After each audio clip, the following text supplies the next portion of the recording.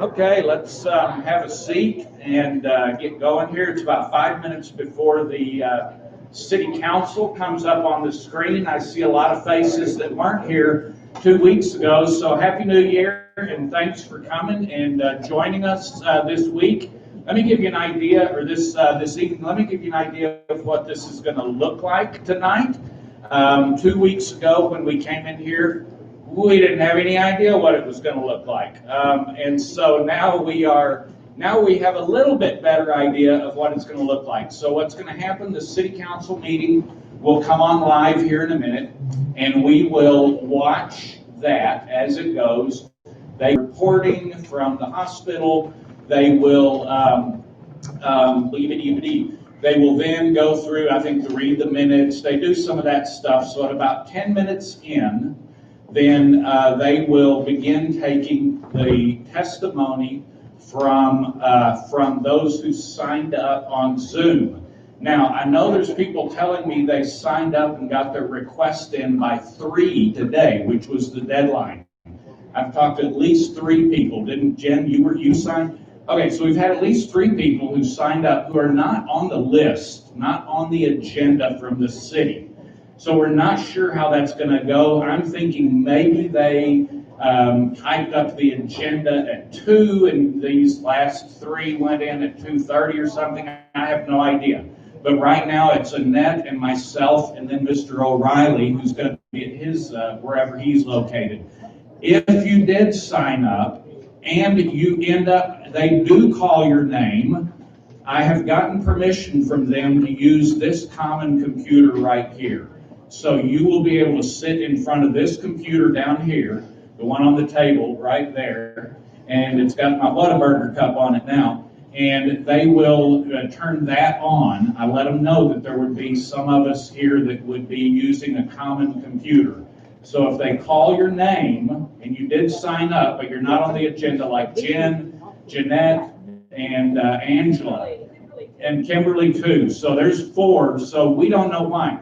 They're not on the agenda, but if their names get called, this is the computer you will come to.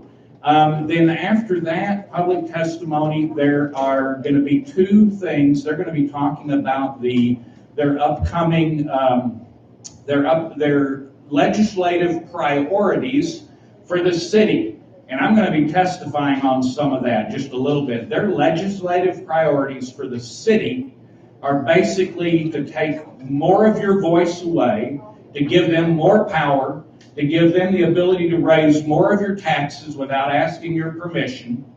All right, you can find their list of legislative priorities. So we're going to start exposing them. By the way, Angela and I, we are now on Mondays. Angela's going to come into my radio program on the Hill Country Patriot. That's 102.1 up here in the northern part of Hill Country. Down on the other side of the drop there at Kerrville, it's at 104.3. You can also pick us up with an app called the Hill Country Patriot app. We're going to be broadcasting every Monday like we did today on our YouTube channel. And everybody keeps saying go to Rumble. You cannot go live on Rumble, right? You cannot go live on Rumble right now. That will be a feature available in the future.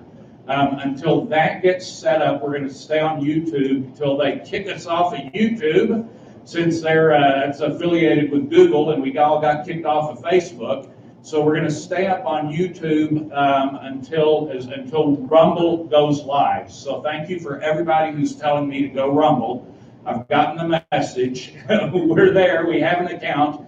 And we actually have some videos already posted, thanks to John. We have some of our older videos posted there, and you can go to Rumble and see some of those. But right now, you can't go live.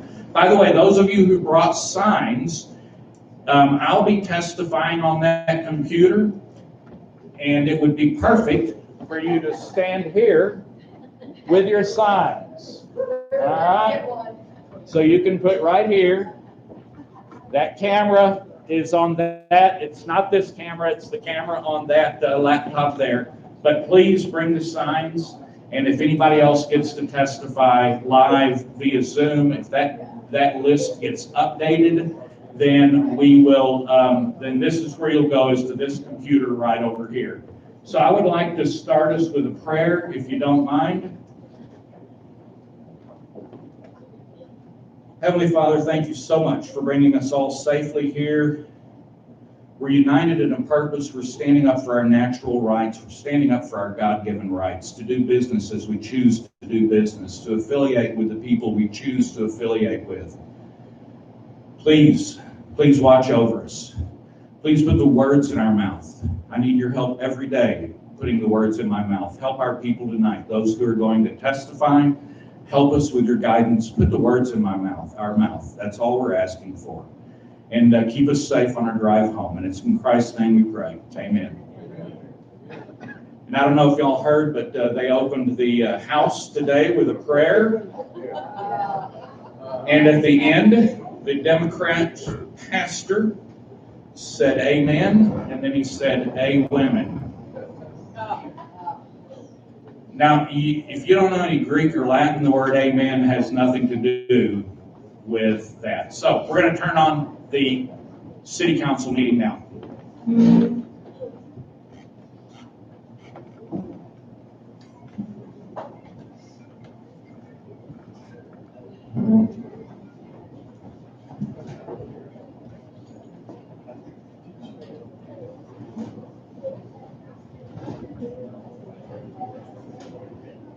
I'll be watching that as well, and then I can unmute you from there. So whenever Andrea, you start. Andrea, this is Polly. Kent, Charlie, Bobby, and Jerry are all, and Tom and Daniel are all muted now.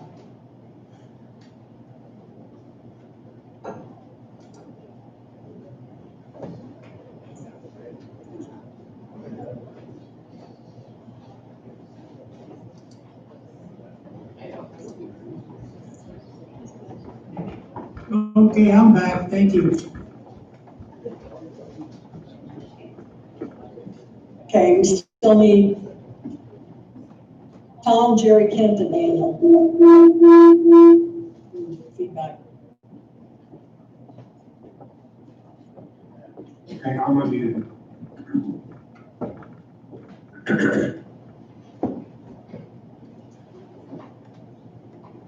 Kent's still muted, huh? Yeah, Kent and Jerry. And Daniel.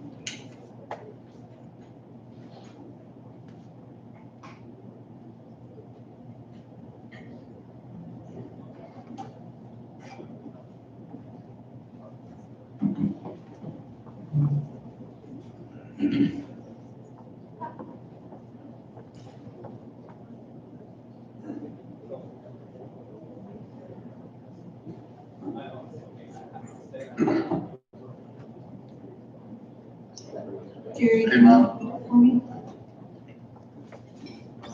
Okay.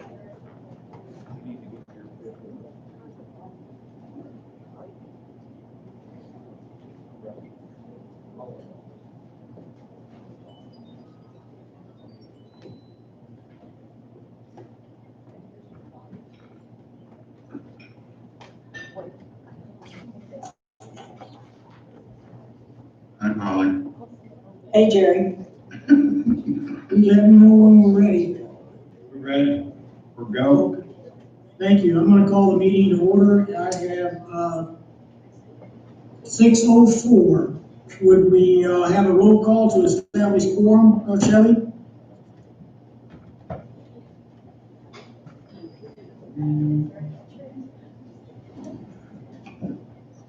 Shelley, go. Oh, I'm unmuted. Okay. And Councilmember Musselman, Present. Mayor Keeney, Present? Councilmember Watson, Present. Councilmember Ricker, Present. Councilmember Lukenbach. I'm glad you saved the best for last. Thank you. Yes. And Ms. Mack. Okay, thank you. I'd like to welcome all. For those who can, please stand for the Pledge of Allegiance. I pledge allegiance I do the flag as the state of America America, and to the republic for which it stands, one nation, under God, indivisible, with liberty and justice for all. Thank you. amen. Play ball, Bob.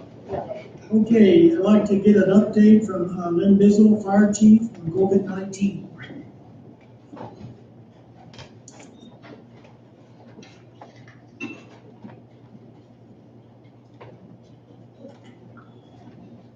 Okay, good evening, Mayor and Council.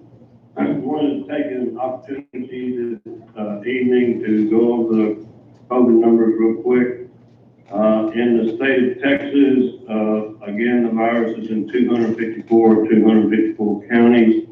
There have been over 16 million tests that have been conducted in the state, with overall cases reported of 1,598,713. The new daily case count for Texas is at 15,976. Fatalities are at 27,969, with the new reported fatalities today of 52. Estimated recoveries are at 1,464,746, with 306,512 active cases in Texas. When we look at the hospitalizations, which is a really good measuring tool for the ability of our overall healthcare system to take care of everybody, not just COVID patients. They are currently at 12,961. A little over a month ago, they were around 8,000. So as you can see, over the last 7 days, the overall 7-day average of hospitalizations are around 12,000, a little over 12,000 patients in our hospitals across the state of Texas. The new daily confirmed case counts have varied from on 12/29 of 27,000 cases in 1 day in Texas. Currently today they're at 15,976. This may be a little bit of a low number due to the holiday seasons that we just went through. So we may see that increase over the next couple of days. I don't really know. Sometimes they're caught up and sometimes it takes them a little while to catch up with those who have tested positive over the weekend. So as you can see, the virus, and as I mentioned at our last meeting, one of the other numbers that they are reporting of probable cases, that means they have received a positive test at some point, but I don't think the follow-up has been completely confirmed that they have it. But there's not much of a difference in the definition from a probable case to a case that's been confirmed, other than maybe the phone call where they couldn't get a hold of those individuals who tested positive. So when we want to focus locally, well, let's go back to our hospitalizations. Here at Hill Country Memorial Hospital, in our own community, there are currently 9 COVID patients in our hospital. And we, I believe a couple of days ago, I believe there were 10 in our hospital. Hill Country Memorial says they still have bed availability, even though there are 9 COVID patients in our hospital. And I'll tell you some of the things that I've heard, and as we go through these numbers, some of the things that have changed, obviously, since our last meeting, is the fact that the governor has reinstituted the mandate of placing our restaurants and bars and closing due to the fact that our healthcare system, and we are in trauma region P, which is the San Antonio region and the area surrounding in our rural hospitals, that the number of COVID patients in our region has reached the 15% mark which was designated by the governor to reduce or to go back to the 50% occupancy rate on restaurants and to close the bar. So, as I understand what that means is once there are 7 days of 15% or more hospitalizations in our Tacoma region, that triggers the GS-32 order that the governor has put in place. So locally, when we look at our total cases in Gillespie County, we're at 1,426 with 1,079 cases. Well, if you take the 1,079 cases and then an additional 347 probable, we reached that 1,426 total. With 56 active cases, 1,367 recovered with 23 fatalities, and that's specifically in Gillespie County. We had an additional 7 cases today. Looking at Kerr County, a total of 2,380 cases, 185 of those are active with 36 fatalities and 2,183 recovered. Kendall County has 1,447 cases reported. 54 of those are active, 1,387 recovered with 33 fatalities. Mason is at 264 cases with 68 active, 199 recovered and 2 fatalities. Llano County has 666 cases, 136 of those are active, and 517 recovered with 13 fatalities. Blanco County, 285 with active cases of 26 and 252 recovered, 7 fatalities, and then Barney County is at 1,968 cases with 180 active, 1,759 recovered with 29 fatalities. I wanted to talk a little bit about testing tonight. The state has, as I mentioned before, the state has established a process for testing. We will be testing in Gillespie County beginning January the 11th, and that will run consecutive 5 days until January the 15th. So if anyone would like to get tested, we will be testing 5 straight days in a row. That is currently our only option if we want to test in our county with the process change that the state DSHS has put in place. So again, we will be testing at the Pioneer Pavilion from 8 a.m. to 4 p.m. January the 11th through January the 15th. And this model, I think this model you may see used during vaccinations once we reach a point that the community can start getting vaccinated. Our positivity rate in Gillespie County has ranged from about 1% to our current, or I should say our last testing positive rate was at 19%. So if you look overall from July until today, or I should say our last testing date, which was December the 20th, it's ranged from 5.7% in the beginning. It increased about 5% over the last 2 tests. Then in September, it dropped probably to about 6%. In October, it went back up to 10%. In November, it went up to the highest there on the 2 tests that we conducted was 16%. And then December, we tested 3 times and we hit 17% on December the 6th, 18% on December 14th, and 19% positivity rate on December the 20th. So I wanted to share those numbers with you. There are some questions that I've been receiving about the positivity rate, and those are the numbers that I come up with. Vaccines, just real quick, I want to talk a little bit about vaccines. I will tell you, thanks to Hill Country Memorial Hospital, their staff and their team over there at the Hill Country Memorial Hospital has actually tested all of the first responders. Well, I should say they're currently vaccinating our first responders at the hospital. That process is working extremely well. They have also vaccinated, I believe, all of their healthcare workers there at Hill Country, and we should wrap that up this week.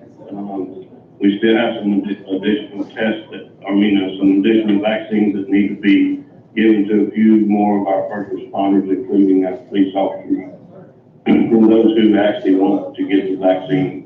It is not mandatory, but we do encourage it. So everyone has gone through their first round of shots, or will go through their first round of shots this week, and then will be rescheduled, I believe, 3 weeks later to get their second shot, and then that will conclude those vaccinations for all first responders and healthcare workers that would like to get them. So as I understand the process, the next wave of vaccinations will go to those who are 65 and older, that have some type of health issue or health problem. That has, as I understand, the state has earmarked those individuals to get the vaccination in what they call the phase 1B area. There has been some confusion because the state had said that they would vaccinate some of those who are 65 and older. I will tell you the issue with that is if we have any vaccine that is left over in those places who have ordered and received those vaccines. I get calls daily about where can I go get vaccinated. I will tell you, unless there is some vaccine left over in some of the providers that are providing that vaccine, those individuals will be in 1B phase, and I can't really tell you when that's going to be, because they will actually have to reorder those vaccines to the providers who are actually giving the doses. So as we move through this whole process from the number of cases that have been reported, the testing that has taken place, and currently the vaccines that are starting to be given out across the state, including Gillespie County specifically. We are moving in the direction to hopefully see some light at the end of the tunnel as we move forward. But by the same token, we are at the highest,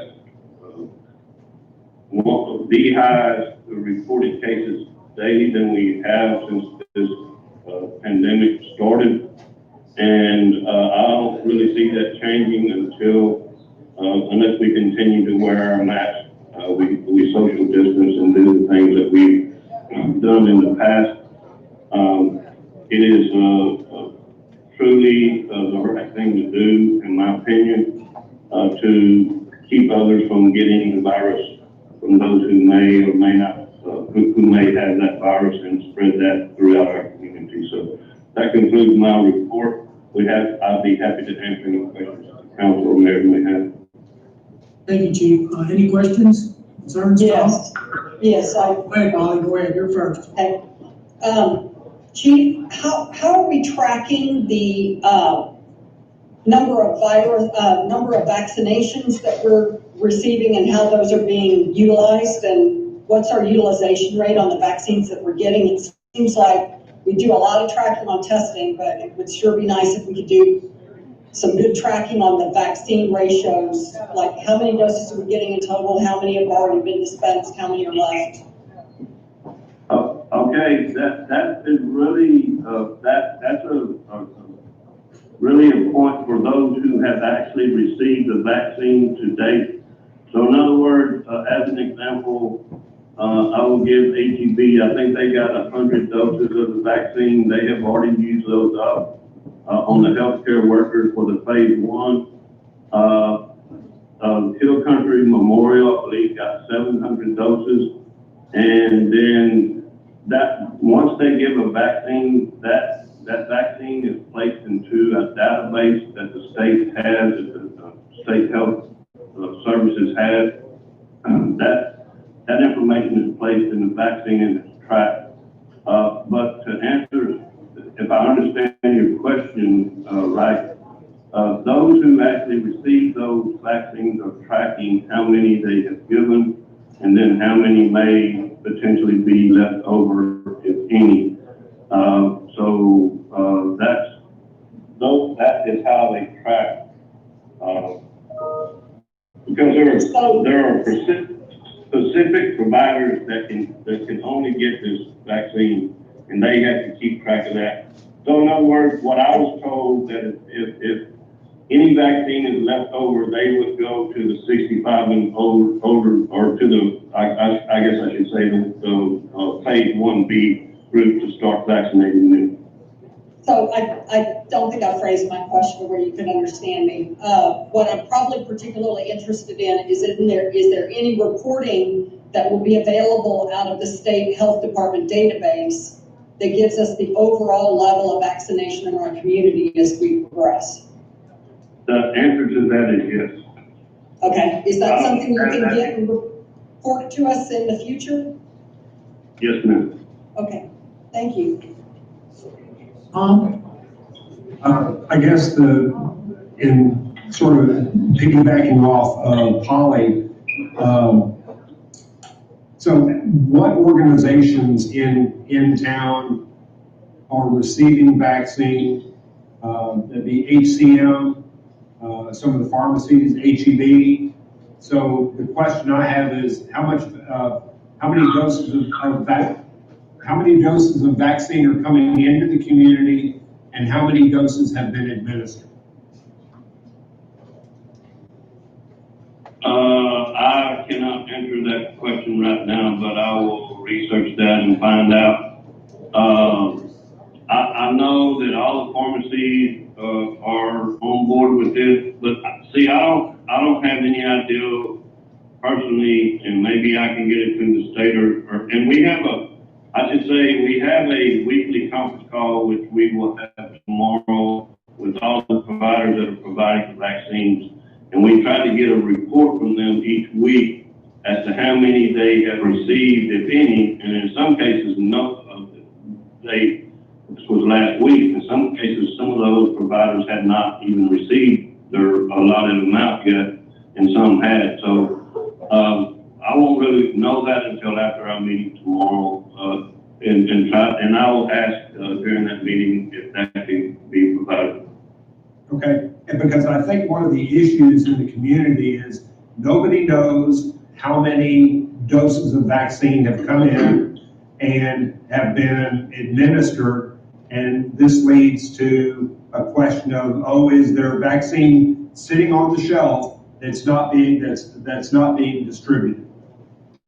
Okay, the best way that I can answer that is to let you know that if they do not use that vaccine, they will not be giving any more in the future. So I can tell you that every provider that is doing those vaccines, it is and are very well aware of the fact that if they don't use those up, then they won't get any more. And they're all very interested in getting the vaccines out, especially when you talk about the Walmart pharmacy, the HEB pharmacy, Hill Country, I mean, all of the ones that are providing those vaccines are very interested in not losing the ability to get any additional vaccine. Thank you. Bobby? Yes, sir. No questions? Okay. Jerry? No, that's fine.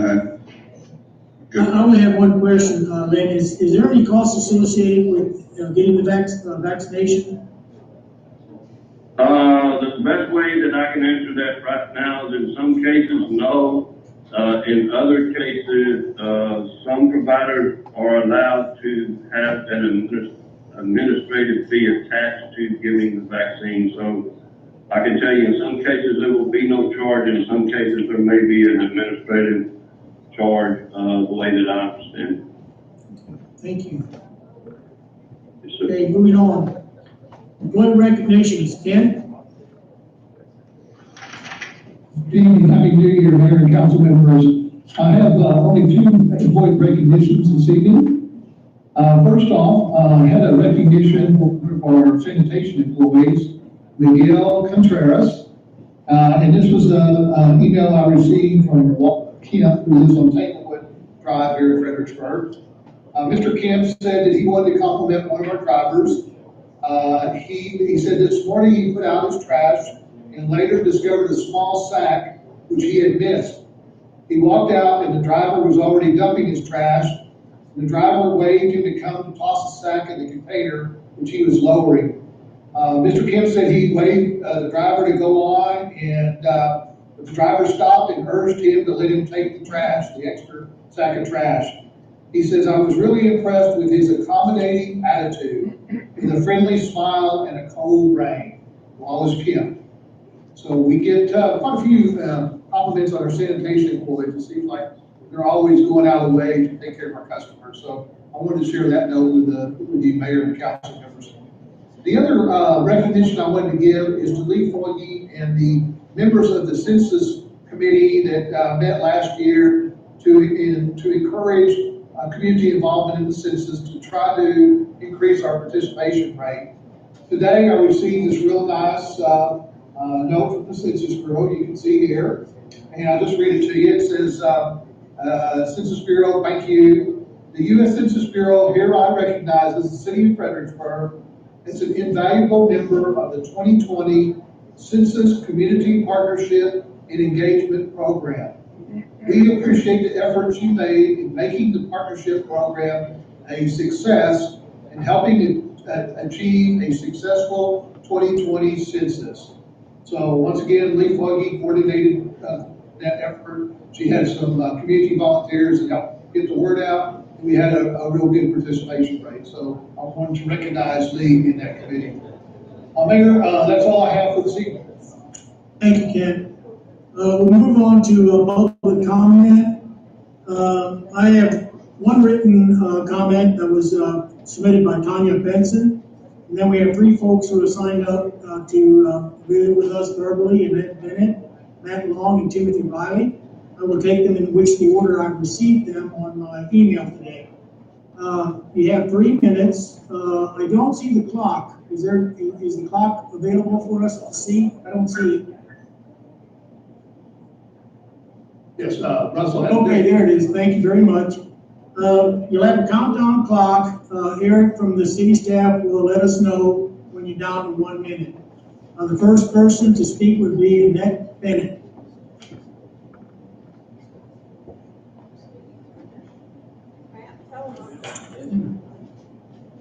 Matt's on her iPad.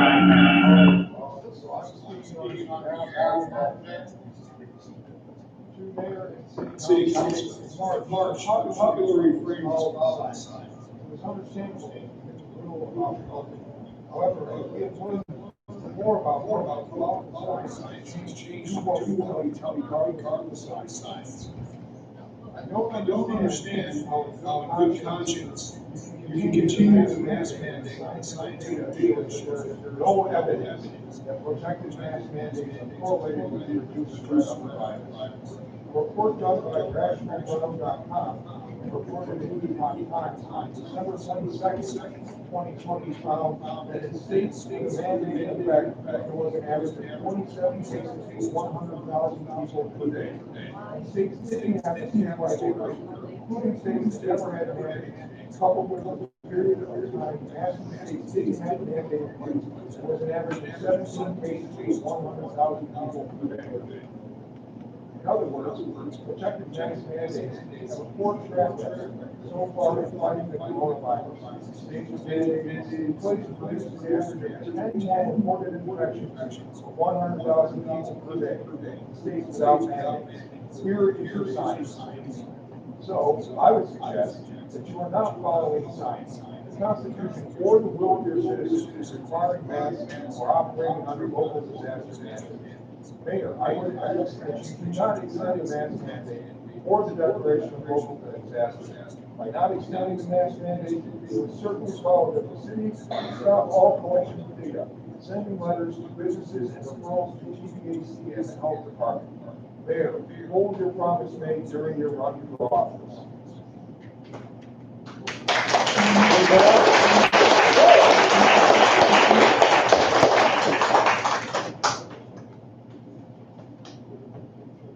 That's not gonna work, okay. Our next speaker would be, Matt Long. You got a sign. I'm here. I'm here. Unmute. Okay, I'm here. I believe I am here.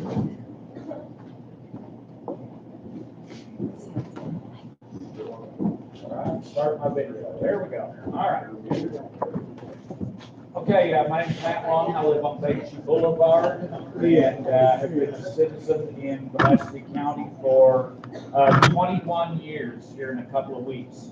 There's two things I would like to address today. Number one, it is absolutely time for the city to take the emergency mandate off of the city. It's just time. The businesses, the business owners are all educated now. We all know what it means to keep a healthy and clean business.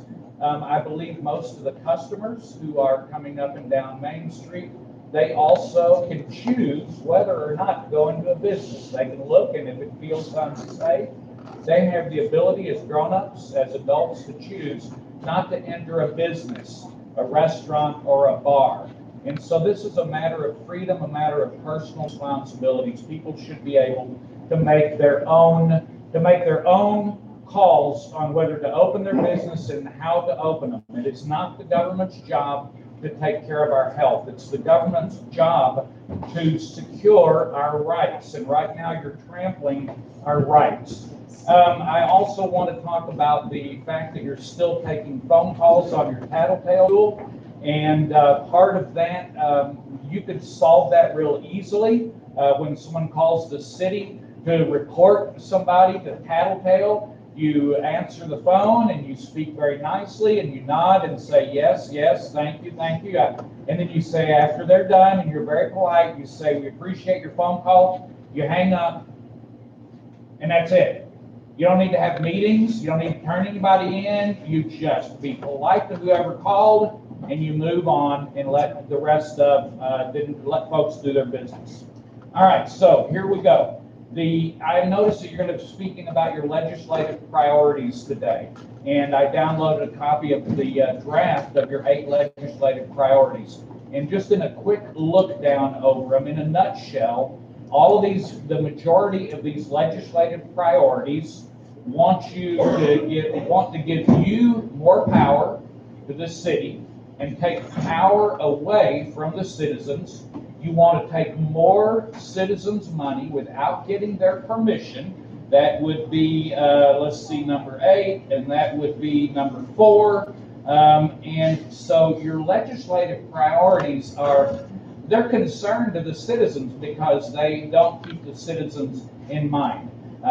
It's like figure out how we can shake the money tree, get as much money out of our citizens as possible. And so your legislative priorities, we're going to be fighting against them at the Capitol, and we have been fighting at the Capitol for the last 4 sessions. Thank you for your time and your attention.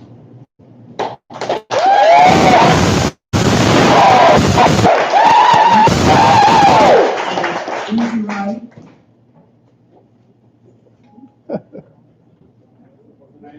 He doesn't look very happy. Oh, there you are. He's muted. There you go. Now you're on. Oh, you got me? You're on. All right. Of course, Happy New Year. I always like to greet everyone with a smile and be as positive as possible. I do continue to thank Chief Bizzle, and for tonight, I felt like was one of the first nights that he said the vaccine is not mandatory, but it's encouraged. I'd like to hear our leaders give their opinions, and I'm definitely still pretty much every time I get on here, how do we get that message out? How do we educate people if things are the highest, if things are the worst, and if our chief of fire, are keeping us safe, is telling us to get out there and be masked and do all these things, how is our city helping to support our community to accomplish that besides just a mandate? A mandate, a toothless mandate that no one's going to enforce, that the city, as far as I'm concerned, is already just politely taking those calls and being polite and hanging up the phone and doing nothing about it. So what is a mandate doing without really educating our community, without getting out there beyond just testing and beyond just the results of those testings? How are we providing our small businesses maybe with more money? How are we diverting money to our small businesses to allow them to make the choices that they need? It's hard to really trust adults nowadays. I would say there's plenty of cases in which we wouldn't trust an adult to make the right decision. And unfortunately, that's the world we live in. So I don't sit on that side of the wall. We get a lot of numbers, a lot of reports with no solutions. That's what it really sounds like. And our community is frustrated. And our city does not effectively seek or encourage real ways to include all the people at the table. That's all. Everyone who's spoken tonight needs to be included at the table. 1 minute. Thank you. I met with my neighbor today about an ongoing issue in my neighborhood on East Schubert and Washington Street. And if you can picture that intersection and its history, maybe you would know what's happening at East Schubert and Washington Street. I told my neighbor, don't try with the city. Why don't we try as neighbors, as a small neighborhood, to address these issues? And because I don't believe the city has those resources. I don't believe the city can listen and actually sit people down at the table and bring more people to the table. You're not showing you have that ability. My name is Timothy Ellis Riley, and eventually more people will know about it, but I technically represent more than 500 people. And no one's calling, no one's asking for not just my help, but for other leaders that are speaking up in our community. And how do you accomplish that? Please show up and let us know. Thank you. Thank you, Mr. Riley, appreciate it. Okay, we'll move on to the consent agenda item. Consider the approval of minutes for December the 7th, 2020. Can we City kill Council the? regular meeting. There you go, thank you. All right, if someone can keep an eye on there, and when George Studer comes up, y'all start waving at me or what have you, all right? But I want to do a couple of things. First of all, the guy, just want to remind you, Mr. Riley, who spoke, has run for office here several times. He's very likely going to run again. You just heard what he thinks. He doesn't think that there are some adults that just can't make a decision, that he doesn't trust them to make their decision. That is not the country we live in. That is not the country we live in.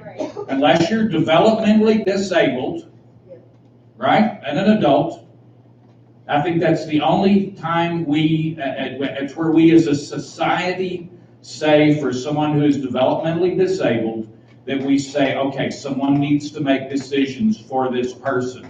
And listen, my wife is in that business. She works with developmentally disabled people. She's one of the most respected authorities in the state of Texas on that. And she'll tell you there's a lot of folks with developmental disabilities that do have the ability to make decisions for themselves. All right? But not all of them. And so that gives you an idea of what Mr. Riley is about. And by the way, he did participate in our sheet we handed out for all the candidates, and he answered those questions. We have those. If this guy ever runs for office again, he is a diehard progressive. Absolutely dyed-in-the-wool progressive. He wants to tell you how to live your life. He doesn't trust other adults to make decisions for themselves. He wants fighting in here right now. You might have to hold your hand up a little bit. We're going to do one of those hold your hand up things. So I want you to do something with me. If you live in the city limits of Fredericksburg, within the city limits, I want you to raise your hand. All right, there we go. All right, you live in the city limits. All right, leave your hands up. No, leave your hands up for just a second. Now, if you've lived here for less than 12 months, lower your hand. I know there's a couple of hands going down. If you've had your residence in the city for more than 12 months, you still have your hand up. All right, very good. Next question. If you owe any money to the city of Fredericksburg, if there has been a judgment against you by the city of Fredericksburg, please lower your hand. All right, so I'm going to do a quick count. We got 1, 2, 3, 4, 5, 6, 7. John, you live in the, oh yeah, you do. 8, 9, 10, 11, 12, 13, 14, 15. So we got 15 people in here, maybe a few more. All right, you can put your hands down. Thank you. The reason I wanted to do that, because each and every single one of you that had your hand up there at the end is eligible to run for the city council. Each and every one of you that had your hand up is eligible to run for the city council. What have we been talking about here for years? For years we've been saying in the city, it's always the same people. It's like a carousel of the same names, always going around and around. And you get to the election, and some elections we've actually only had 2 people running for the 2 positions. There wasn't even a point. All right? And then you have elections where you have 3 people running for 2 seats. It's not that big a deal to run for city council. If you want a job done right, do it yourself. How many times have we been told that? We're all upset. We're complaining. We don't like the way they're doing their job. For crying out loud, take their job. All right? Take their job. In fact, I would like to challenge you. I think it would be a mind blower for this city and this community if they went to vote in May and there were 10 or 12 names on that ballot instead of 2 or 3. I think that would be absolutely amazing. Now, it may be those same 2 get elected again, but boy, oh howdy, what would that look like? Now, you can register to run for city council starting sometime in February. Jeanette, do you have those dates? Someone has the dates. Someone told me about the dates. It's sometime in February through the same day in March. So it's like February 15th through March 15th, something like that. I apologize for not having that specific information. You fill out the paperwork. We will, and if we could get 10 people to run, folks, we could have our own forums, our own candidate forums. The Fredericksburg Tea Party, and not only the Fredericksburg Tea Party, but a lot of local citizens who really want to change, they would pitch in and help. They absolutely would. Some of these business owners on Main Street that we know, very likely if they said, oh, are you kidding? You got 10 people on a slate running, and y'all are going to get out there and actually run a campaign and actually be visible to the city, have forums, whether you do them online or whether you do them in St. Joseph's Hall. You know, the Tea Party's been meeting there through this whole Kung Flu insanity. We've been meeting at St. Joseph's Hall. We're very likely going to have over 150 people there on Thursday night the 14th. We had 125 at our last meeting, and I think it's only going to grow. We could have forums there, the Tea Party, local businesses, local people who really want to change would support you and help you. And folks, this isn't a statewide campaign that you got to, spend millions of dollars on or tens of thousands of dollars on. This is a local campaign. You barely get 2,000 people out to vote, and that's in a really heated election. All right, I've seen elections here that were 1,200 people. So if we had 10 choices on there, man, would that turn some heads? And we could put on forums and have those 10 come and do one a week, do online forums, make yourself available for Q&As on Facebook. All of these things, we can help you walk through that. We can help you learn how to do that. But I think it would be a mind blower. In fact, I'll even tell you that if we had 10 people on there, if 4 or 5 of them, if all they did, you're going to run, you're going to run, and Robert's going to run. I'm telling you, if we had 10 people that would step up like that, and is that Elizabeth? Is that your name? I'm sorry. Kimberly. What's that? Kimberly. Kimberly. All right, Kimberly, I'm sorry. Lots of faces, woo, in my life, and man, I have a hard time with names, and I apologize. Please don't take it personally. Folks, if we had 10 people on there, 5 of you wouldn't even have to, goodness gracious, you wouldn't have to hardly do anything. Just get on the list. We'll get the forums up. We'll help you with communications. We can help you with all kinds of stuff. And there are local, and I'm not just saying Tea Party, I'm saying local business owners who are fed up and want new faces. We could do it 2 seats at a time.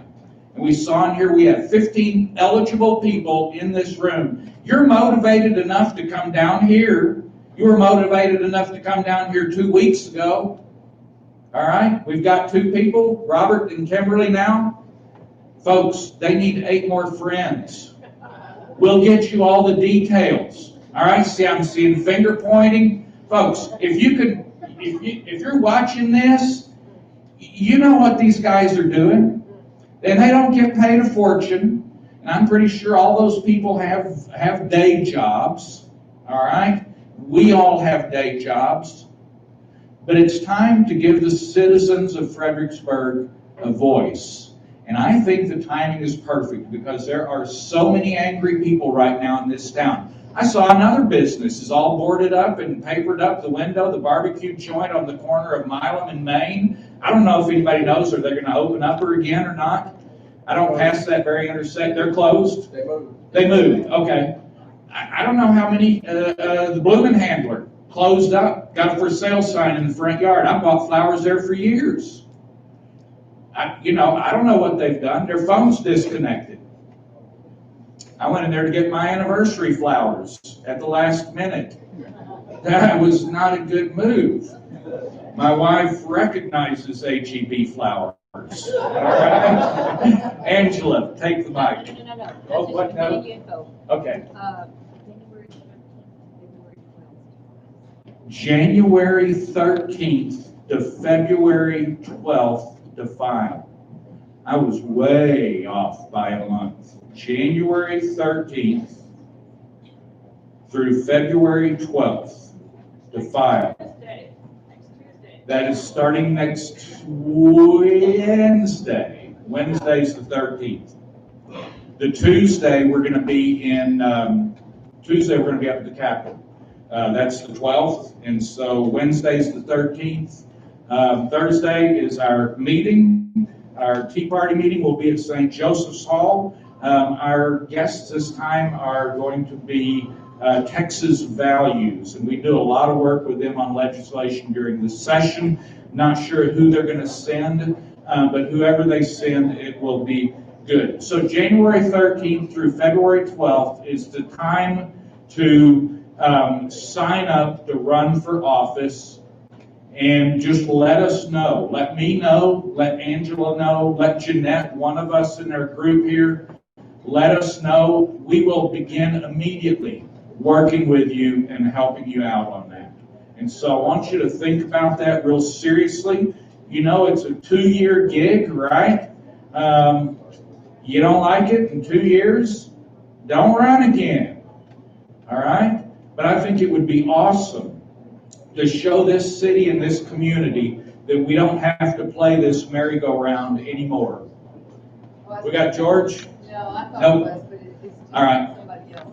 So anyway, George is a member of the Fredericksburg Tea Party. He has taken up our leadership of our city and city focus group, city-county focus groups. And we had gotten so big that we finally had we took the opportunity to kind of create these small focus groups. And so George Studer has taken that up. He went through jumped through all the hoops to get the agenda on that we're all here for tonight. And he has put an amazing PowerPoint together, an amazing amount of data. And like I said, he went through all the hoops to get that 10-minute spot on the city council. And so this is going to be really neat to see that, to see George putting all that together. So He's about to come on. He's about to come on. All right, there we go. I'll have a seat. Mr. George Studer. George, you'll have 10 minutes. Hopefully we'll see I don't want to call it a shot clock, but a clock up there, then you'll be more than 1 minute when you're running out of time, George. Okay, can you hear me? Hang on one second, let's wait for the clock. And how are the charts being shown? I'm sorry? How are the charts that I have being shown? George, I have your PowerPoint. I'm gonna share my screen, and if you can just tell me when to advance it, that would be great. Thank you. Okay, you're ready to go, young man. Well, thanks for the compliment. I want to start by saying that I am a part of the team. I'm here at Fredericksburg and I want to be of help. And so I want to identify things that are, first of all, I think that we need to honor the Lord. And I want to do that with the way I speak and the way I work with you all. And so I hope you can see that. And second, I've been an Air Force pilot and with 2,000 hours and many emergencies, life-threatening emergencies. I've lived for 19 years in Houston through Alicia with small kids. And what I want to say there is that an emergency has a definition within people's minds and hearts, and also in the Texas Code. And I want to move from there into my request that we look at, seriously as a city council, which I believe the Texas Code says it is part of the governing authority's responsibility to look carefully at each declaration of the disaster or the continuation of it. And I can quote you that, but the last time the city council looked at this and said we agree to the declaration of disaster was back in March. And what they said then was that we're going to agree to an indefinite declaration of disaster.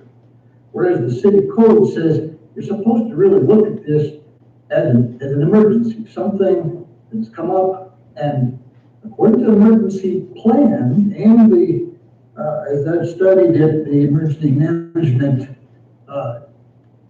teaching, that you have a 4-phase cycle, and you're supposed to be working toward getting to normal. That's the goal. In NASA, we would have a plan that very, broken down into pieces of, these people have these responsibilities to achieve these objectives.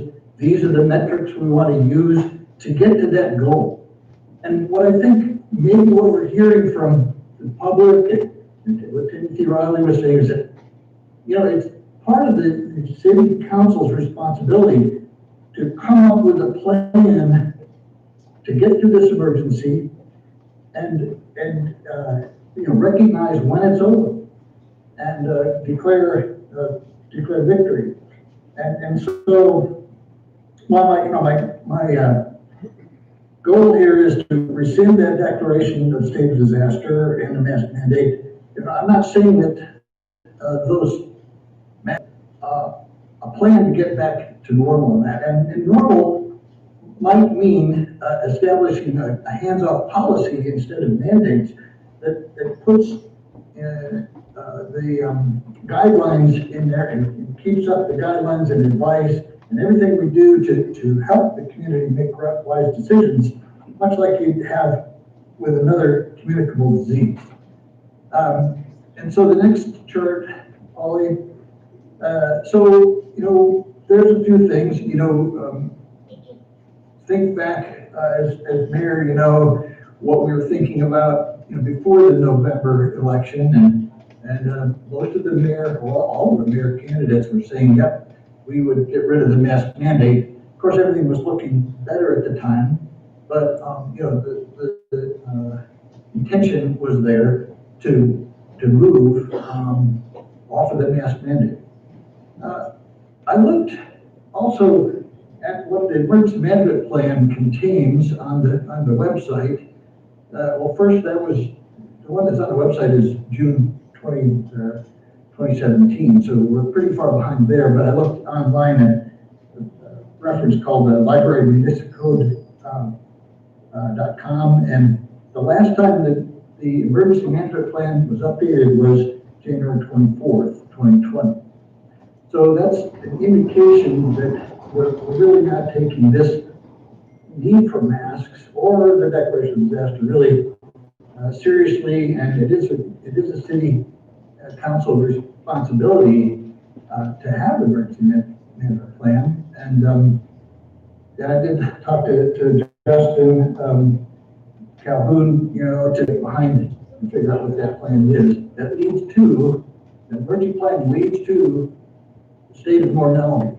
That's what you're taught when you get trained in this emergency management stuff.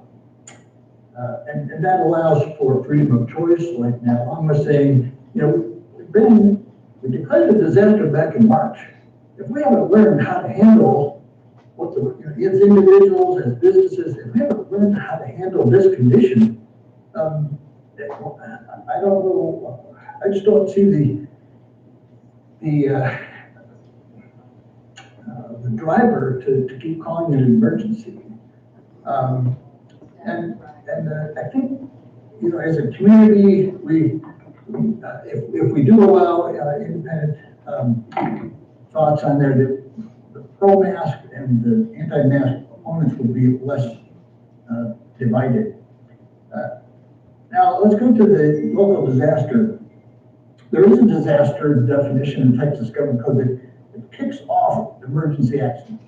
And that is also defined in a public health disaster, as a public health disaster in Chapter 81 of THC. And those are used, you can see this,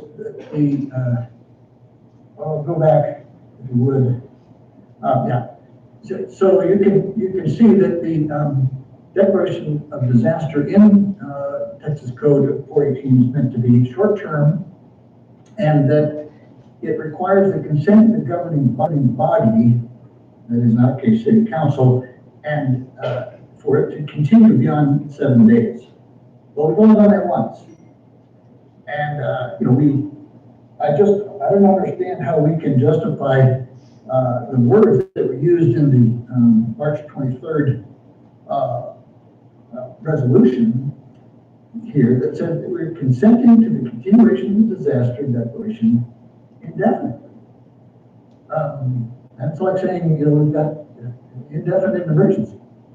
But I don't think that's appropriate, and would like to see that regime next chart.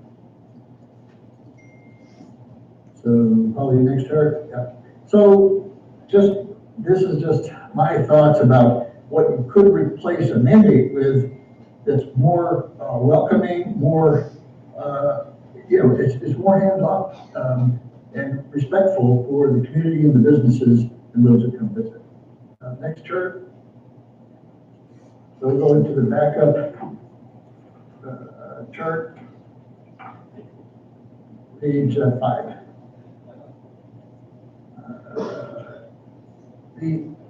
The only thing I would like to see is looking at the past declarations and mandates and stuff.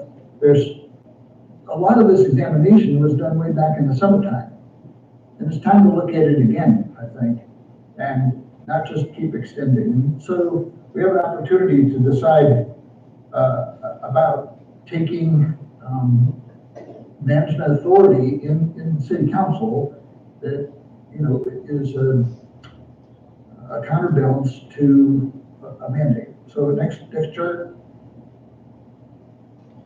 And this is where I just don't get the thinking of having a disaster declaration indefinitely. Next chart. This is just backup, but everyone knows these things. If it looks familiar, it's 1 minute, George. Familiar to everyone. Okay, let's go to page 10, I guess. Yeah, so this is the public health definition of disaster, the state of disaster, where it poses a high risk of death or serious long-term disability to a large number of people. And I know just recently the jump in deaths was a result of one facility getting a whole bunch of cases coming out of one facility in December. Next chart, this will be the last one. We had a building the target was 17 deaths, but now we're up to 23. Yes, it is an epidemic, but is it widespread and severe injury, loss of life still? So that's, you can look back up or whatever you like, but I would like to see the city council debate and decide on a regular basis the way the Texas code is asking them to, and could even decide, today to say, hey, we don't have to do that. Coach, thank you for your presentation. It was well thought out, well presented. I appreciate it. Any comments from the council? Tom? No comments, thank you. Holly? Yeah, I appreciate the data that he's brought with him in the background. I do support that we should take a regular review of this and have a discussion of it and not just keep kicking it down the road.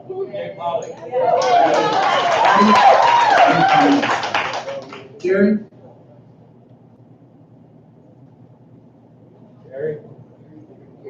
Oh, there it is. You're muted, Jerry. Okay, there you go.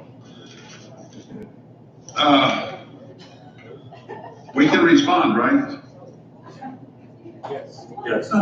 If you like, with questions or concerns, yes. Well, okay, the first thing, looking through George's thing, George has thought a lot into this stuff and everything else, and I appreciate that. But my first off, the CD guidelines have not changed. These cases have not decreased, they have increased. The deaths have increased.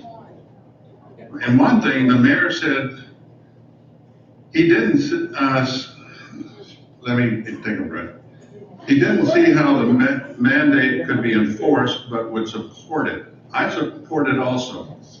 A disaster declaration means the occurrence of imminent threat, a widespread or severe loss of life, epidemic requiring emergency action. Well, the number of people, I think we're up to 23 deaths here in Fredericksburg. The cases are constantly growing. I, for one, agree with the doctors, the healthcare workers, and the specialists. The governor declared a state of disaster. The virus has not given up. And matter of fact, it is starting to mutate. People haven't taken it seriously. Individuals with underlying conditions are more susceptible to the virus. COVID, what I'm seeing, is kind of like a catalyst to conditions getting worse. That can contribute to some more of these deaths here. Matter of fact, my uncle just passed away. He had COVID, but he had underlying conditions. Long-term effects aren't even known yet. Conditions still exist. People get together in large groups, get through this and get back to normal. Talk to people who have had it and nearly died. It's not a game. I'm not taking a chance with my family. And we want to talk about individual rights. People can go out and get drunk all they want. But when they get in their car and they start driving and they hurt somebody or kill somebody, whose rights are being infringed upon? You step on a rusty nail, are you going to go get a tetanus shot? I would. Once the vaccine comes out, I am surely going to take the vaccine. I don't know, I think we just need to be safe with this stuff and get it over with. Wear the mask, this is what they've been telling us, wear the mask, do social distancing, let's get over it. I would love to go out to the restaurants and sit down and have a nice meal and drink a few drinks, and then, I would love to, and visit. I would love to do it, but I'm not going to if these masks aren't being worn, and once we get over this, and I will definitely do it. That's all I gotta say. Thank you, Jerry. I can't add to any of the comments. I appreciate Jerry and Polly, and I think that's something council might want to take a look at in the future, where we stand on this. Moving on to city manager's report. Charlie, can I say one more thing? Wait, hold on, George. Maybe 1 minute, George. All I'm asking for is when we would all like to see the end. And all I'm asking for is, let's figure out a plan to get to the end. I agree with a lot with Jerry and all that. I'd just like to see something definitive that we can put together and say, okay, if we can just get to this point, we can call it good, What is that point? And I think it's the council's job to go figure that out. Thank you very much, George. Appreciate your comments. Ken? All right. Thank you very much. All right. We have another people who thought they signed up to testify for the city, and apparently they didn't get on. I would just suggest that, I suggested that we get on there and do it, I believe it was Friday, I said. I waited till Sunday, but next time you have this opportunity, I'd go ahead and get it in a day or two ahead of time. Don't wait till the deadline. That must have created some kind of problem. I don't know why y'all didn't, but I think you need to follow up with an email to tomorrow. Whoever it was Angela, Jennifer, Jeanette, Kimberly, whoever signed up, and Noble's wife. What's your name? My husband signed up Sunday and his name wasn't on there. I think they're doing it on purpose. So there's numerous people on this thread complaining about not being able to come. Okay. Jennifer put hers in at 1 o'clock today. 1 o'clock. All right, I'm not trying to make excuses for it. I'm trying to figure out what happened. And that was what I have no idea. So we need to call the city. If you need to call the city, you need to ask for Goodwin, Shelley Goodwin. Be nice to Shelley, please. She's actually one of the good people at City Hall, all right? So please be nice. But if you signed up and got your email in and you thought it was at an appropriate time, you need to definitely follow up on that. And then let me know what the result of that is. And we definitely need to follow up. You notice last week there were only 3 people that got in there, and Timothy Riley was one of them. Jet spoke. He did a great job. Jet, did you sign up again? Next meeting I will. Next meeting you'll sign up again. All right. Jet, one of our rising young stars in the county. Glad to have it. Next meeting. Big news. Next meeting. All right, there you go. All right, so those folks who would like to come testify, remember we're going to use the 3-minute rule. In fact, you could have learned a really good lesson from George. He didn't even get through a quarter of his presentation. All right, so when you go to testify, and we're going to start testifying up at the Capitol, these are things you need to practice. And as much as I like to talk, and I'm good at talking without a script, if I don't have a script, I'm worthless testifying. And I have learned that the hard way. I've thought I can get away with this. I know how to do this. I can't. You have to have your script ready. So, and you need to time it and all that. So, I've got Angela first. I'll put the 3-minute timer on you. Angela, did you want to speak? You want to be later? All right, she's on the phone. Jonathan, you gonna come on down? Jonathan Johnson, you still here? Matt? Yes. The only ones that we haven't signed it up, and I Oh, think okay. that was my mistake. Just the ones with the check marks out. Oh, right here. Yeah. Oh, okay. Well, then let's just go. Kathy, you're right here. Might as well. You're up. I'll put the timer on you. All right. Okay. My name is Kathy Lux. I've been a resident of Gillespie County for about 20 years. My background is in nursing. I'm a retired RN, BSN, with experience in public health and in diabetes. I'm also keenly interested in infectious disease, particularly the diseases that seem to make a species leap and infect people instead of just the animal hosts.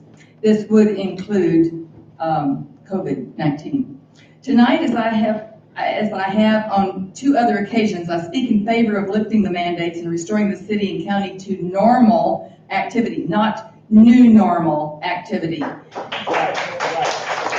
And canceling the emergency declaration in Gillespie County, because as George so succinctly put out, it is not really an emergency. States and cities engaging in draconian measures to control the spread of COVID are now experiencing unprecedented spikes in numbers. Texas has as well. It is obvious that the unconstitutional shutdowns and closures of businesses and discouraging well people from going about the business of living does nothing to stop the spread. In my humble opinion, we as responsible citizens need to do what we can to boost our own immune system. And should we get the virus, seek out early treatment, preferably at the first signs of symptoms. Unfortunately, this complex and multifaceted disease is currently being treated primarily in an inpatient setting. After the disease has progressed to the point that there are multiple life-threatening conditions involved. There has been a movement about within the medical community since early on to treat it early. This has been met with a great deal of resistance in the medical and pharmaceutical field, as well as politically. In fact, physicians have been fired for even bringing up the treatments. However, now there is a body of evidence that shows early treatment with common, inexpensive, and readily available drugs combined with certain vitamins and minerals can be extremely beneficial. On December 30th, 2020, this is like just a few days ago, a group of 57 frontline physicians published a paper that explains in detail the benefits and rationale of this treatment. I can provide a copy of the paper at your request. I brought some here. My aim is to publicize the information covered in the paper so that people can be educated about the disease and treatments currently being utilized. She's going to be going to the Capitol with us. She just doesn't know it yet. Kimberly, I've got a check mark here. Do you want to come give your testimony since you couldn't give it at this on the Zoom? He hadn't quite figured it out himself yet. So, welcome to both of them.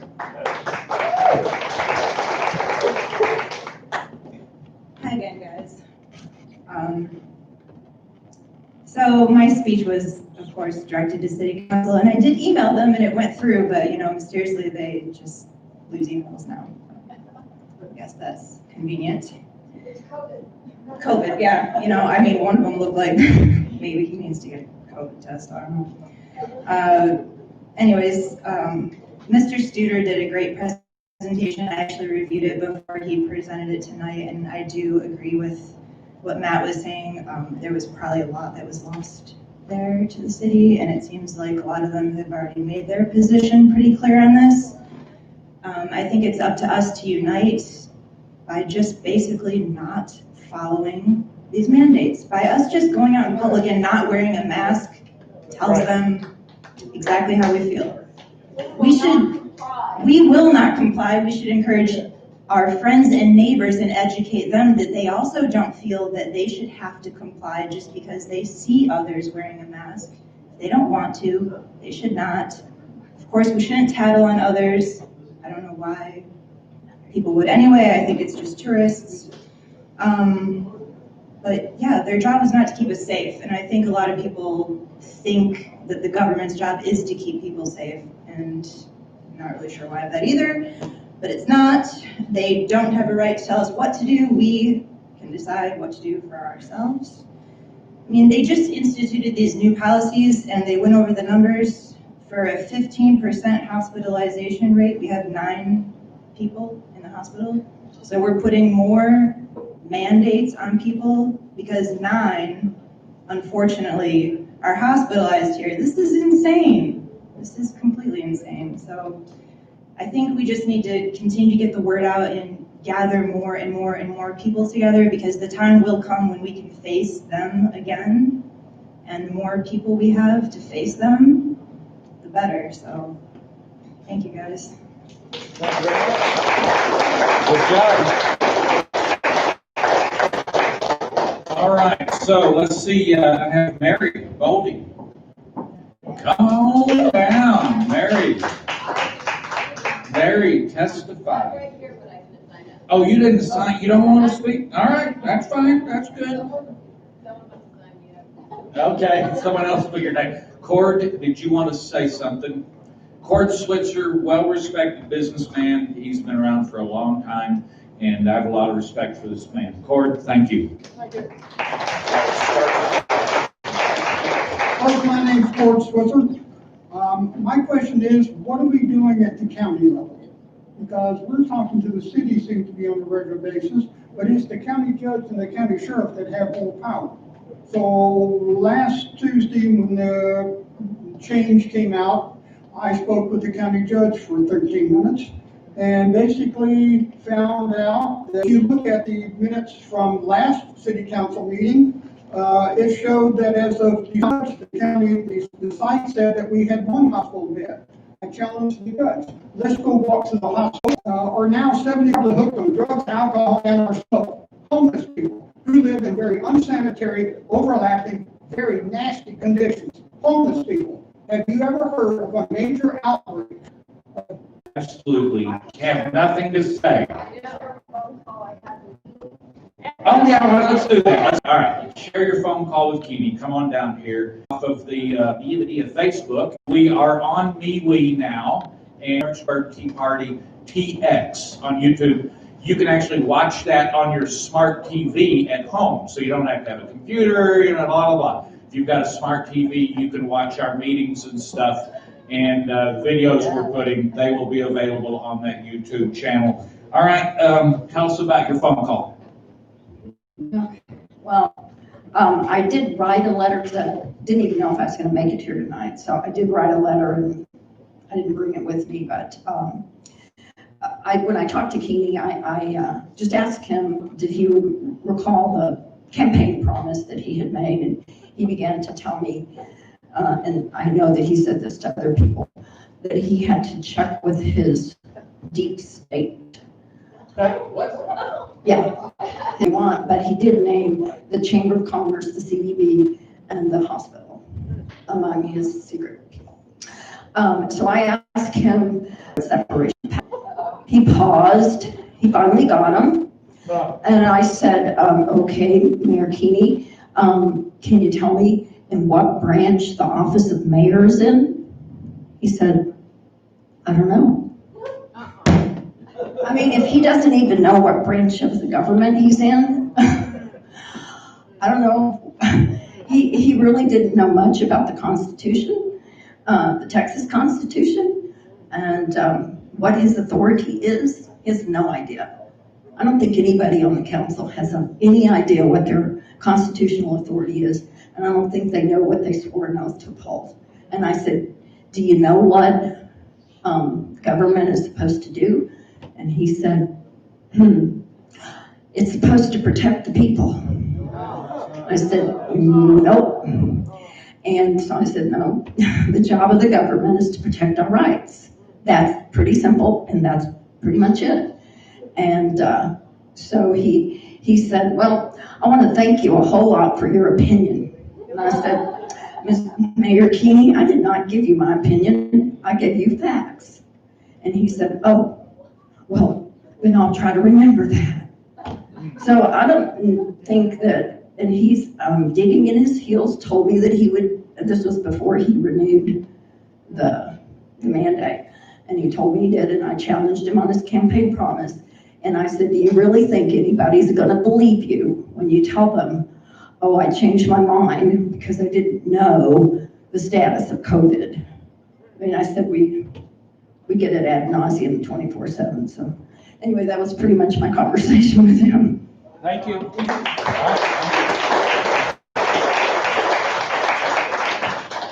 By the way, George's presentation, which was a PowerPoint that I believe was in the, 20, 25 pages long, that is available on the city website. So you go and you look for the agenda on the city websites, and you'll be able to download that PowerPoint. And so, yeah, and Cord's got it, so it's all right there, so you can take a look at that. He put a lot of work into that, and so thank you to George.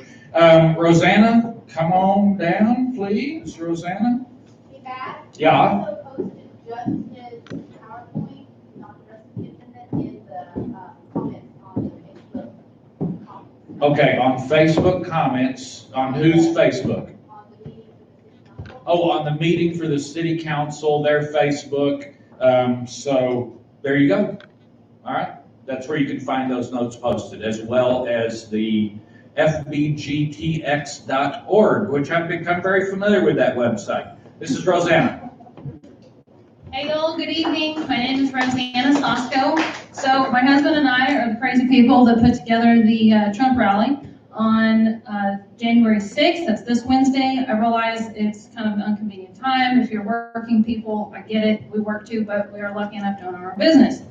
That being said, I could carve out some time. So if you can be there, please come. It is a peaceful rally. That is true. I'm urging everybody to bring pitchforks.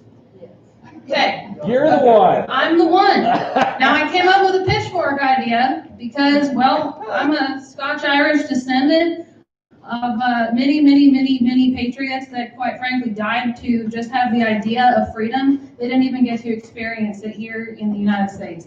And in order for us to experience freedom, we have to fight back. There's no talking nice. Nice is over. You saw what talking gets these people behind us. This is ridiculous. Now, I'm not up here being some kind of like German hater, some like, well, these people are Nazis. Well, quite frankly, if they're acting like it, let's call a spade a spade. So, if you want to call them Nazis, fine, whatever. But I am going to tell you this, if you want to make some signs and really stir some up, I came up with a hashtag. It's called Teeny the Weenie. Hashtag that, okay? That's number one. Number two, apparently the pitchfork business, that really scared the pants off a Strayer, I heard. Yep. So, let's all make sure we bring pitchforks. Now, I am going to say, I am not telling you to do this. You did not hear this from me. I am not advising you to do it. However, I'm going to tell you that it is your constitutional right in the state of Texas that you can bring a long gun. Now, if you do that, you cannot bring it and point it at people and generally act stupid. I'm not telling you to bring a long gun. I am just reminding you that you do have a constitutional right in the state of Texas to do that. That's why I live here.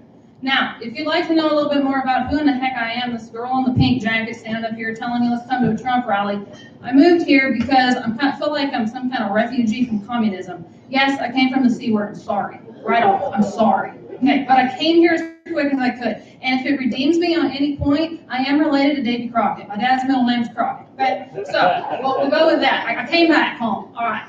So that being said, I did not know I was going to come up here and talk to you all night, and that's fine. I didn't really plan anything, but while I was sitting over there farting around trying to stay awake for the old farts that needed to go to bed about an hour ago, talking on the screen. No offense to the rest of y'all that are here, because you're not those old farts. Okay, y'all are here. First of all, I would also like to remind y'all, if you'd like to encourage your neighbors to come to our Trump rally, if they can peel out just a little bit of time. All I need is at 11 o'clock. So maybe 11 to 1 is maybe what we're planning. If you can do that, just carve out a little bit of time on your lunch break even, that would be awesome, because you're not going to get another time, I do not think, to speak your opinion. If this election goes sideways and Biden gets in, and this is not about Republicans and Democrats. Republicans are just as ratty at this point as the Democrats. Amen. So this is not about that. But if Biden gets in, you will no longer have another election. You will no longer have rights. You will not have a job to go back to. I got razzed on Facebook the other day. Well, that's so inconsiderate that you would have a rally at this time. Well, I am so sorry that standing up for your freedom is that inconvenient, by God. So that's all I have to say about that. But anyway, so I would like to read something real quick to y'all that maybe will raise the troops a little bit. This is from the Declaration of Independence from Thomas Jefferson. But when a long train of abuses and usurpations pursuing invariably the same object evidences a design to reduce them under absolute despotism, it is their right, it is their duty to throw off such government and provide new guards for their future security. I don't think we have a better time to do that than now. You're not going to get another chance. So I'll tell y'all something else. I never come to town, by the way. I actually had to, you had to peel me away tonight from my peaceful ranch because I don't come to town anymore, because I don't like dealing with the mask mandates. If somebody asks me to put one on, I'm not going to repeat my response right one. Anyway, In fact, I went out and I even bought one of those V for Vendetta Guy Fawkes Day masks. So the last time someone at Tractor Supply asked me to put a mask on, I went back out to my truck, grabbed that little sucker, and if you don't know who Guy Fawkes is, look it up. Anyway, I put that whole face mask on. I went to Tractor Supply, and never been asked to wear a mask there again. So. It was face covering. Anyway, so if y'all care about freedom at all, and I realize if you don't come, that I'm not going to think lesser of you, but we don't need summertime soldiers and fair weather patriots. That time is over. And the fact that y'all are here right now proves to me that every one of you in this room is not a summertime soldier or a fair weather patriot, because you got peeled out of your own house that I'm sure you like better than being here, and you came, and that says something. Another thing, this rally, the whole idea behind it, we need to spark a light in other people. The sad thing about it is most people that I talk to that are wearing the masks and all the things, they're too scared. They're scared of those old men on that screen behind you. I don't know who's scared of them, but I got one thing to say to them. You know what? I'm going to outlive you, you bastard. Yeah. So all I have to say about that is you need to be lighting a fire under your neighbors to stand up for your freedoms, and they need to come out too. And you can tell them it's okay. We're not burning down the courthouse, y'all. We're just standing up for our freedom. It is our First Amendment right, and it's your right to exercise it. So please do that. Every one of you here tonight are alike. Every single one of you. And it's kind of like if you just light one candle, it just puts a little bit of light out in your house. But when you light that whole candelabra, man, it sure shines a bright light. And that's exactly what we're doing. That brings me to the next thing I wanted to tell y'all. And it's a Bible verse. Hopefully, if that offends anybody, I don't care. So, John 3:21. But he that doeth truth cometh to the light, that his deeds may be made manifest, that they are wrought in God. When you shine a light on darkness, which is exactly what's going on right now, man, you make the devil really angry, and he cannot live in light. And behind us this evening, I didn't see nothing but old devils. So we need to shine light on those old devils and the bigger devils that are up in the White House. So this Trump rally is really twofold. I didn't say much about Trump so far. It's really twofold. It's a Trump rally because we need to show the president that he has support all over the nation. I wanted to go to D.C. really bad, but you also can't carry in D.C., so therein I'm in a pickle because I'm not going anywhere unarmed. Anyway, so I wanted to go to D.C., and I know a lot of y'all wanted to go to D.C., like the president's asked us to do. And I heard in the corner back there, I'm going to point him out, that we might have a lukewarm conservative back there. I don't really even like the term conservative, to be honest. You don't have to be a Republican. You don't have to be a Tea Party. All I want is for you to show up for freedom on the courthouse lawn. That's it. We are here with welcome open arms for anybody that wants to stand up for freedom. This is not to be divisive. It's not about Trump versus Biden, honestly. Well, it is. But that's really not what it's about. This is now a battle of good versus evil. You don't have to like the man with orange hair. Okay? He is very abrasive, so am I. But not everybody has to like me. But I can tell you right now, what's coming in behind Biden, he's just a puppet. I mean, he can't even make sentences. So what's coming in behind him is you're not going to have a life anymore, and you're now going to be a slave for the deep state. And you don't want that. Oh, Charlie Kinney's deep state. Yeah, that. Anyway, okay, so please come to the Trump rally, bring a pitchfork, and also remember you do have a Second Amendment right. If you choose to use that right, I did not tell you to bring anything like that. I just said you have that. All right, please come to the Trump rally. Thank y'all. All right, one more comment, and then we'll dismiss unless anybody else needs some mic time. All right, so courthouse lawn, we'll dismiss unless anybody else needs some mic time. All right, so courthouse lawn.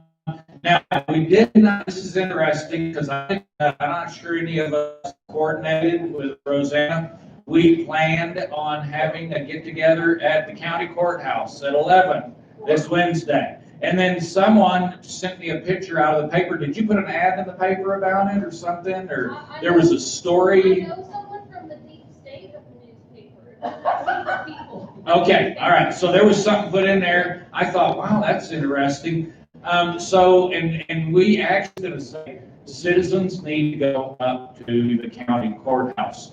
So I'm gonna be bringing the the Patriot Hummer with the PA system. We also have some megaphones. I'm going to do my best to set up a television out there and get a live feed from the joint session that will begin at noon our time. So I'm going to do my best to get that, at least get, because We want 20 people. We need 100 people over there. right. And then we can add to that, okay? But let's make sure we get 100 people down to that courthouse. Because these people, so I just hope that 100 people show up Wednesday. I really do. Let's be there, okay? Do us a favor and let's be there. Bring 3 or 4 people with you. Yeah, bring people with you. Don't put that another time or two. But They're ignoring us. they're ignoring us. You're being punitive. Punitive. After we had our meeting, we went down there and we made our intentions clear. Yes. Right? They decided they were going to shut it down. Right. And not only that, but they doubled down on the restrictions and made it very clear that we were being bad boys and girls.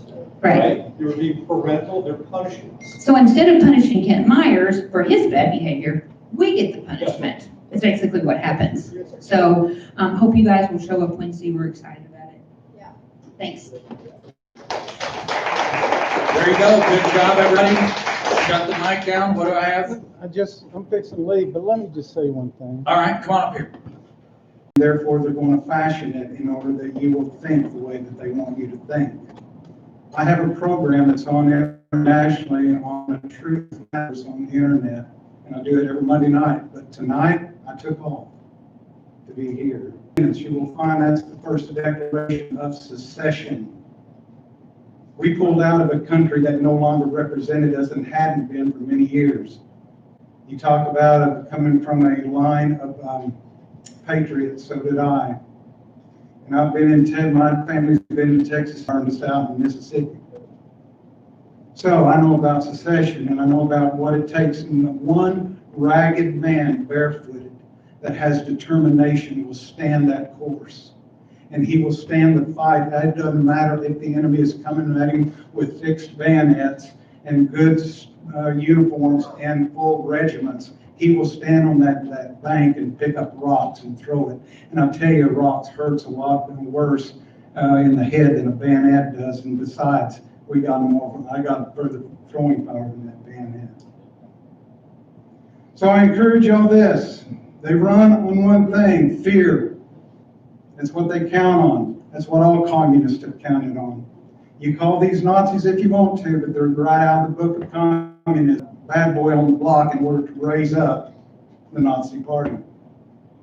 And so now we are fighting these, and what I find amazing about this, how quickly that our country surrenders to this.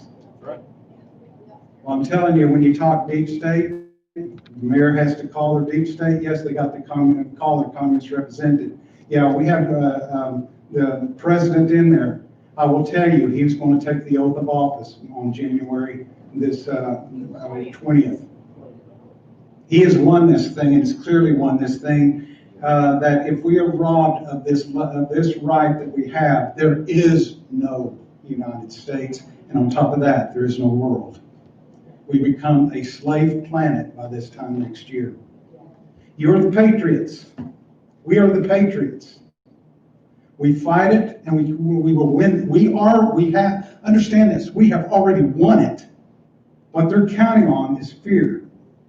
So I'll leave you with this. Faith, not fear. God is He is at the lead of this. And when I say that, the Father, the Son, and the Holy Spirit. There, God.